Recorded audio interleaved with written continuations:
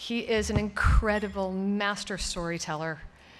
He also happens to be a member of the National Academy of Sciences and the former chief scientist at the Nature Conservancy. No easy jobs.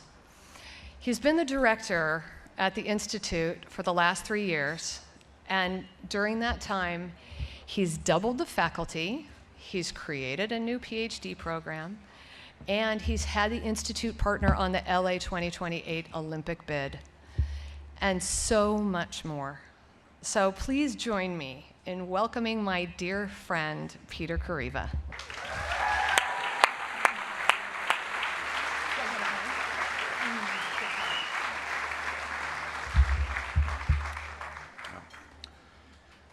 Well, I'm the boring professor for the evening, so my job is to just talk about two things. I want to talk about oceans and the Institute.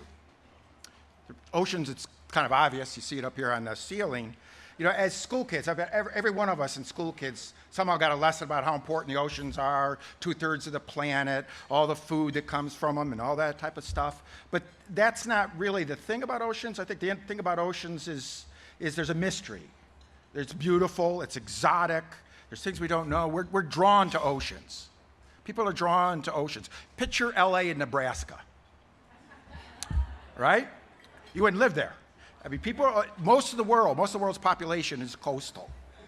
And we care about oceans and the environment. Oceans have always been sort of the tip of the spear for the environment. Think about oil drilling off the shore, oil wells, pollution, cleaning up the bay. Oceans have always been sort of a rallying point for good reasons because we so love them. But I'm going to tell you about a paper that was published, and you know about a lot of the problems of the oceans. You know about the big plastic blob. Lawrence sent me an article from USA Today about that giant plastic blob between Hawaii and California, twice the size of Texas, of plastic floating in the ocean. I could deal with all that stuff. There's a paper published on January 5th of this year that said the oceans are losing oxygen. The oceans are losing oxygen. Okay? So when I was born, there were dead zones. You may have heard about dead zones. One of the most famous is out the mouth of Mississippi. So much nutrients and crap is dumped out there that it kills the life. It's anoxic. There's not good fisheries and so forth. When I was born, there were 40 dead zones. Now there's over 500. I can wrap around that too. We know how to deal with that. That's about our agricultural system, fertilizers and all that in the Mississippi Valley. We can deal with that. But that same paper on January 5th had this other startling finding, and that is out in the wide open ocean, not the coastal, not where the rivers are dumping our garbage into it. Out in the wide open ocean, they're also losing oxygen. Out in the open ocean, losing oxygen, in the southern Atlantic, northern Pacific, and the area that is being depleted of oxygen is bigger than all the United States put together.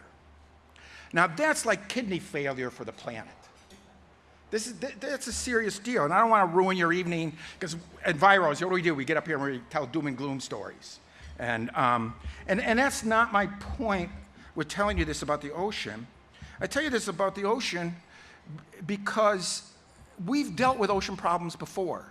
Because they're so inspiring, because you can see dolphins and turtles and things like that, it's something that we deal with, but this is bigger, and it's kind of symptomatic. This is bigger, and I think you all know who the villain is.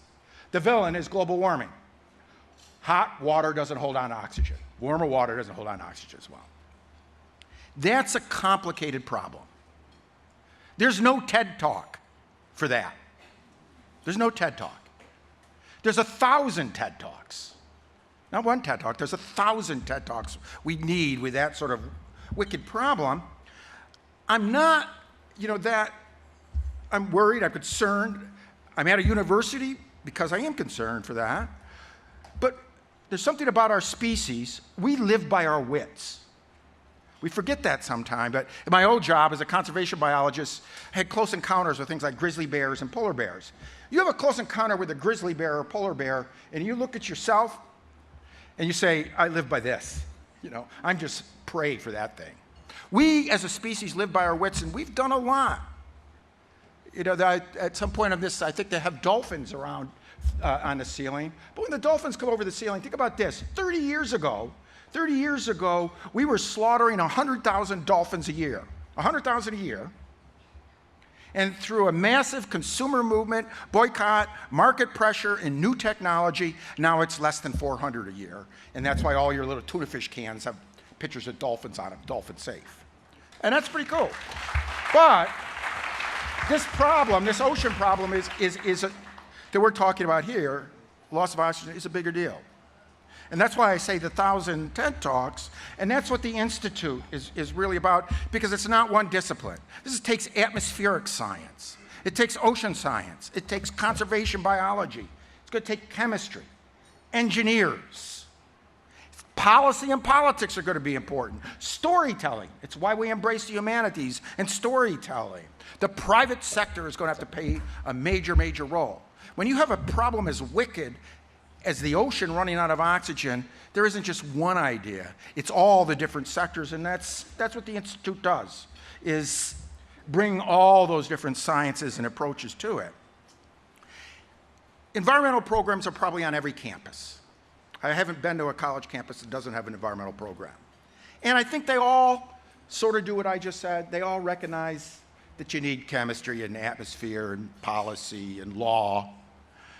The thing that sets this institute and the kids, the students that might be sitting with you, is I'm going to steal a quote. I'm probably going to get it wrong, but I'm going to steal a quote from Van Jones's most recent book.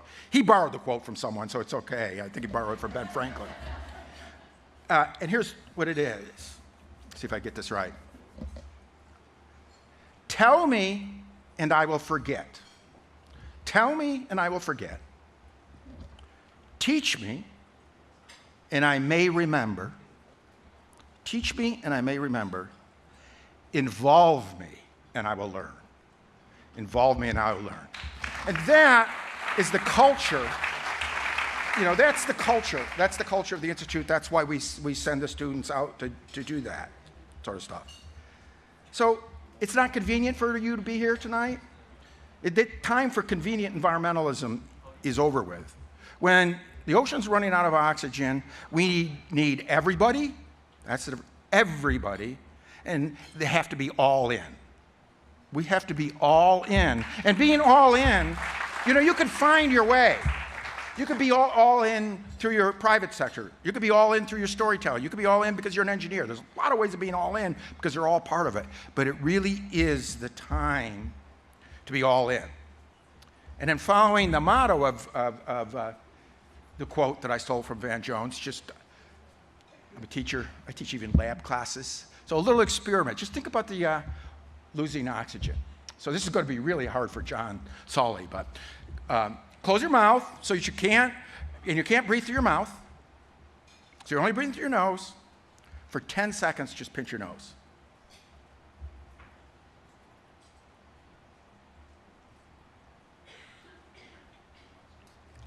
That's 10 seconds.